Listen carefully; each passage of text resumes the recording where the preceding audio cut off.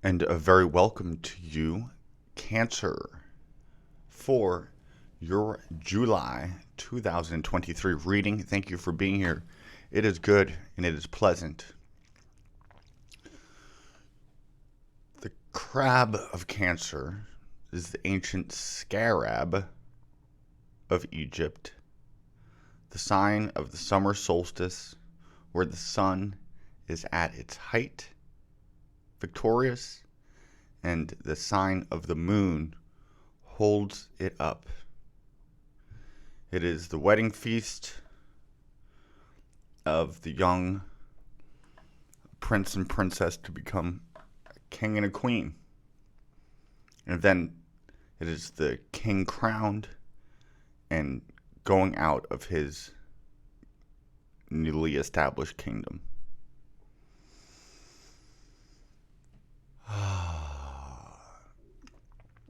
The fact that the word cancer is the name of a deadly disease is most unfortunate for cancers. I feel bad for them. It's like dudes trying to be tough and bad and they're a Virgo. Which Mars is actually exalted in Virgo in the 6th house, so we get it as a martyr. But what we have with you is one of the labors of Hercules was to fight this humongous crab. It's like there's Cancer has to do with the home, the 4th sign of the zodiac. It is the first time we get water and the first time we get earth. So it's a young energy. When I think of a Cancer, often I think of a temper tantrum. I also think of the icon of the Mother Mary breastfeeding the infant Christ. As a Cancerian archetypical force, you give form to force. You give nurturing and those life-sustaining emotional waters. You keep us in touch with our ancestry and our karmic connection via the moon. You hold the exaltation of Jupiter, for it is Jupiter who loves to create, who is creation, and it is Cancer who brings that to fruition. Cancer is really the master manifester. They'll manifest what they feel very quickly. So it's best to control those feelings so that we're manifesting what we want. Right now, in your house of physical material wealth, ruled by Leo, you have Venus and Mars coming together. That's where Venus is money in your 2nd house, if it loves to be there. And then Mars there is action being taken about your finances. Is your money being used for the good of your heart? Is it bringing you joy, the ability to recreate, to create? As towards the end of this, about 2.5 weeks, Venus will go retrograde in your 2nd house, which will be kind of a re-evaluation of your values, a re-evaluation of a creative project, coming back to an old way of making money, making sure that the way that we're making money is heart-centric and feeding the heart and the wallet. Now we have this, happy birthday, by the way. If you, right before your birthday is the sun's in your 12th house, hidden, dream world, laziness, solitude, reflection, and endings. Then when we get to your birthday, that's the sun entering into your first house, to your sun, if we put your sun on the ascendant. If you're watching this as a Cancer ascendant, then the point of your ascendant. When it goes from the 12th house to your first house, there is a big shift in dreaminess coming to, bam, I amness. I exist. 12th house is like, I exist in the ethereal realm, one together with all that is no thingness. And then bam, we step out of the void of the 12th house into your you time, your I, your sense of identity. Can it be bigger? We have a tendency to want to identify by so many things. That makes it smaller and weaker and more separate from others. Yes, we're all unique, and that's beautiful. But let's also try to come together on our commonalities. Cancer is really be great to have Cancer help us to enter into the age of the water bearer. You are the water initiatrix. The first experience with feeling, with emotion. And for the Cancer, that could be there's some Cancers who will just stay on the sand, on the beach, on earth, and never go into their own element, the water.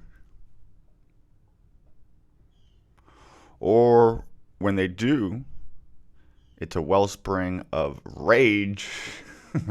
Despite all my rage, I'm still just a crab in a cage. But it could also be this great outflowing of tears to wipe away the fears. An 80s band that never really took off. It's a spin-off of Tears for Fears. There could be, when they do these Kundalini awakening camps and retreats, and I've seen this lady who does Reiki over you, and these people go into crying fits. It's like their heart is getting broken open, and that's where Mother Kundalini is able to work up and through that. It's what she does. We talk about Kundalini like this energy force that we could work like an element, like science, but it's not. It works with our feelings and our emotions.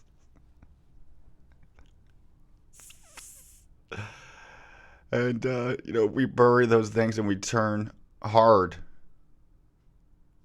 And sometimes this world, it's the smart thing to do. We can't open up our sweet meat to everybody. That's not so sweet anymore.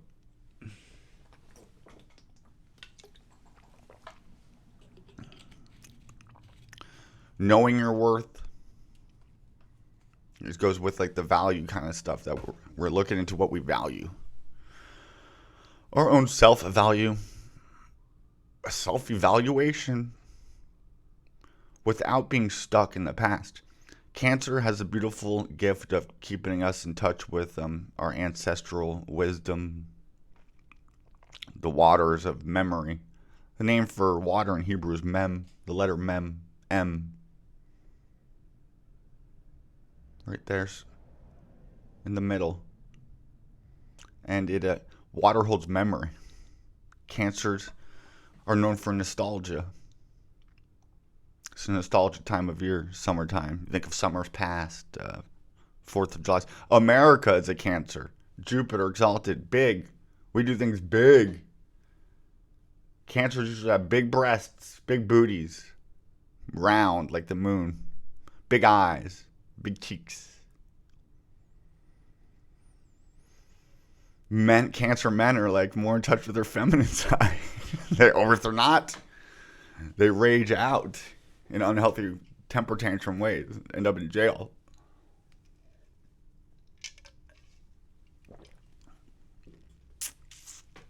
Now is really time to take those claws, instead of being snappy to the world outside of us, go in for a dissection of the heart. Tear open that rib cage. Pull out the rib to create Eve. Eve was created in Cancer season. The rib is a protective shell that protects the heart, as Cancer protects Leo, the lion cub.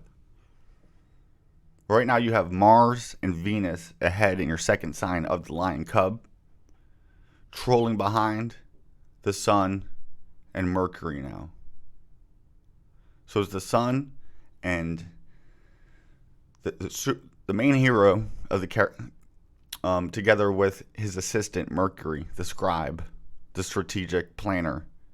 They're riding out of the kingdom, freshly married, looking to go survey their kingdom, conquer new stuff if they have to, kick people out where they have to, turn over the tables of the money exchangers in the temple, of the thieves in our temple, the negative thoughts in our mind. Pessimism could sometimes be a Cancer kind of trait. But ultimately, that's not what they are. Jupiter's exaltation. Jupiter is joy.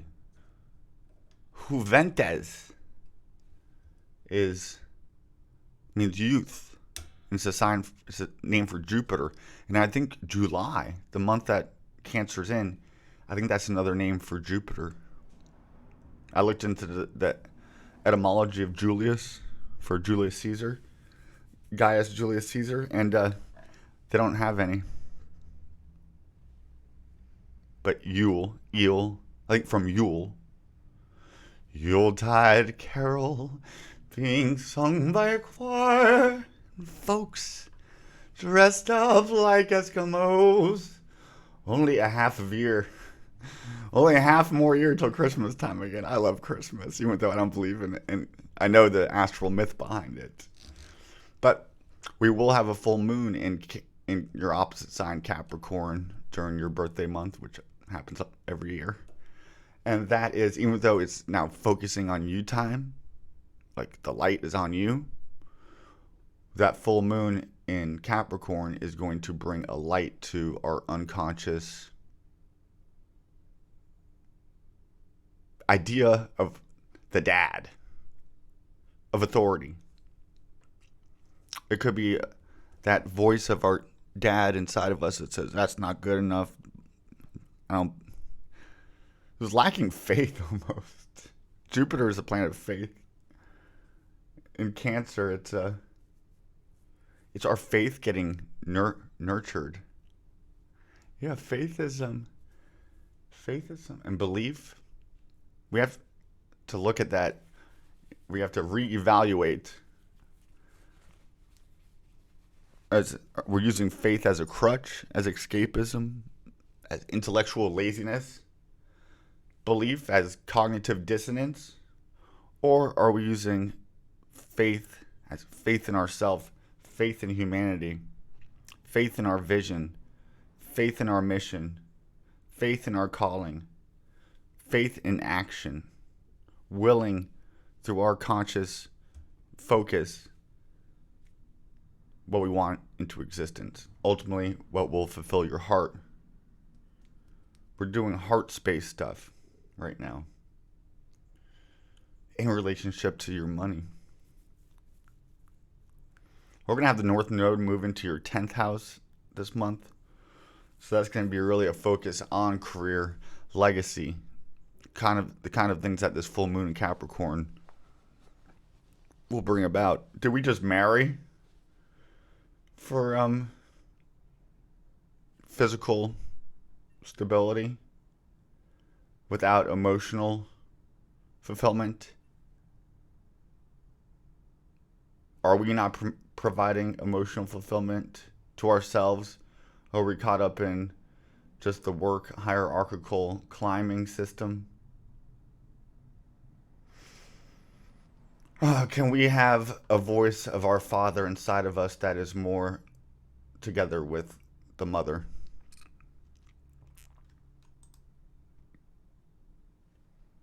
Do we have a mother who's just constantly making excuses for us and not letting us leave the home? This dichotomy between the mother and the father doesn't have to be one. They're seemingly opposites, but they work together. Cancer is here in this lifetime to go into the emotional realm. In a past lifetime, you might have just worked hard all the time at your job and never got a chance to do maternal stuff. And in this lifetime, you get a chance to, or we need you to. And you're gonna act that Cancer sun out in a different, however your ascendant is really, and then your other planets and your free will. But remember that you are more than the crab. You were also used to be the crayfish. Kind of moves backwards. The sun goes to the top and it stalls at this, and then it drops into summer and fall. And it's the crab that like goes back and forth, side to side, without going forward, even going backwards. Like going back and reminiscing about being nostalgic. That's like a crayfish, how it swims backwards. Crazy, right? But also the archetype of the charioteer, the seventh card of the tarot, related to the letter Zion, which is a sword or a penis. Fully erect at the top. The top of the pyramids were covered in gold and silver, a metal, a material, an element, a mineral known as electrum, where we get the word electricity from. That's the gold of the sun together with the silver of the moon. That happens at the summer solstice, the beginning of the sign of the chariot. I want to start calling it the chariot now instead of the crab. I feel like dudes would like be on top, be hip to that easier. The ancient god of the sun, I know we think of her as a moon all the time, but it's the god Sin in Babylon, ancient Mesopotamia, where we get Mount Sinai is named after that. The Mount of the Moon. There's also the mount that the planets travel on and the sun. And you take up the part of the heavens that is where the sun is at its height. No wonder why Jupiter would be exalted there. So the chariot. Your car is like your fourth home. That's your chariot. I have Taurus in my fourth house of Cancer, and I drive a Ford Taurus. No, I don't. I was lying. Have I ever had one? I had an Escort for a little bit. Oh, my lovers. Yeah, so we have the North Node's going to go into your career this month. That's exciting. And then the South Node's going to go into your home. Digging up karmic ties, addressing them, bringing healing water to perhaps emotional wounds. All right, let's go to my Tarot deck. We'll do the Arthur Waite and we'll pick some cards for you. That first part is just channeled. I just channel. We all channel constantly. You ever think, like, do we really come up with our own thoughts and ideas, or do we receive thoughts and we just transmit them? Let us be transmitters of high thoughts and a high vibe. Beautiful goddess who lives in the constellation of the chariot, Isis and Nephthys, priestesses of the temple, Goddess is divine, source of all inspiration, wisdom, knowledge. We ask for a message for your precious Cancerians as we are in the month of Cancer, getting ready for Leo season. Could we please have some messages for our Cancers, my sweet Empress Divine?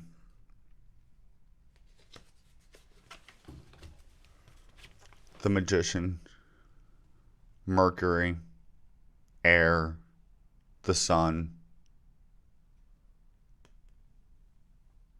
You got Mercury and the Sun in your sign. That's time for you to be a magician. When we are emotionally involved. If we're not emotionally involved, we're missing the cup, the chalice. And then we won't get the pentacle. Which is, for a Cancer whose very element is water, to not go into the waters, it's your superpower is the ability to bring water out of the ground and to call down rain upon a dry crop. That is what you do with your life, my lover. And then Justice, Libra, your 7th house, is going to be where this full moon. You could have light being brought to situations to help you make a better, balanced decision. You might be getting justice in a situation where you get your comeuppance. 10th house North Node, it could be an upliftment in your career. Taking a new career choice that is more higher vibe. 2 major arcanas, that's big. That's big. And then let's go and complete the 3 with an oracle card from the Starseed Oracle. So I can't see that. Thank you for those messages, Mother Gaia, Aphrodite, Luna, lovely Luna, ruler of this month. Breath of the cosmos, my will to thy will, micromanaging the universe. That reminds me of the Magician card. Up, thy will, down, my will. He's a conduit between heaven and earth. Bringing God into manifestation. That's you. You give birth to a soul. Even if you're a dude. As the charioteer. Breath of the cosmos. Like,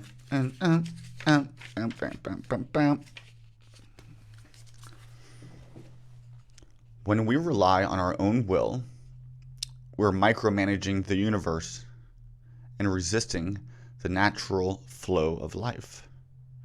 We're not trusting the mysterious breath of life. We're rejecting the great cosmic intelligence and relying instead on our personal strength. When we do this, we find ourselves attempting to bend things to our will. We spend our time forcing, pushing, and living from a space of trying to. Everyone around us can feel it, and the universe can too.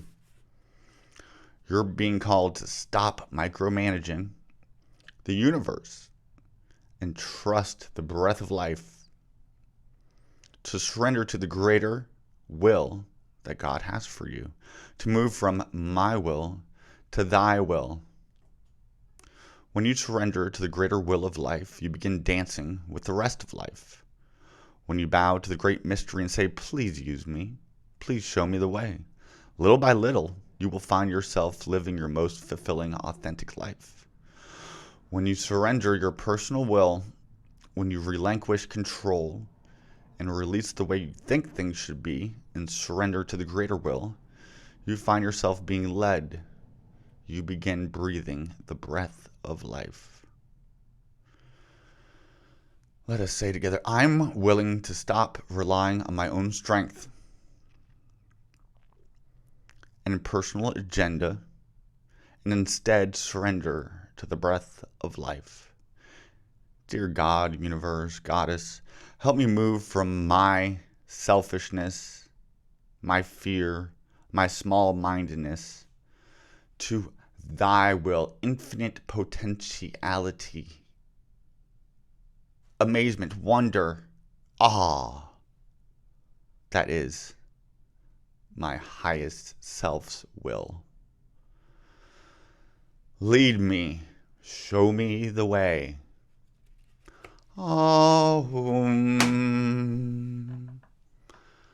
Let us surrender to the cosmic current,